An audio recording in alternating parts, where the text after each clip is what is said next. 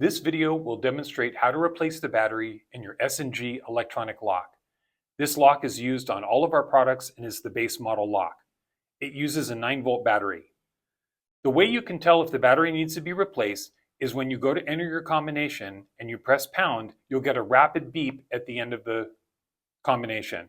That lets you know that the battery is low and it's time to replace it. To replace the battery, you're going to stick your fingers underneath this section of the lock, down here below the S&G logo, and you'll feel there's a slight raised section. Pull that slightly towards you and then let it fall down. And then the battery tray will just drop out like that. To show you this in a different way, this is what the lock looks like from below. All you're doing is you're pushing this slightly upward and then the lock will pop out. These plastic clips are all that holds that tray in. So you're just pushing up against it and then the tray comes right out. If for some reason you're not able to get the battery tray out the normal way, take a flat blade kitchen knife and stick it just underneath where that tray goes, almost up against the door, and pull it towards you slightly and then let it drop down.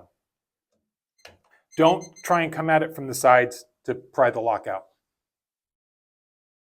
The manufacturer recommends that you use a name brand battery like a Duracell or an Energizer, and make sure it's a new battery. The lock likes to have a fresh battery.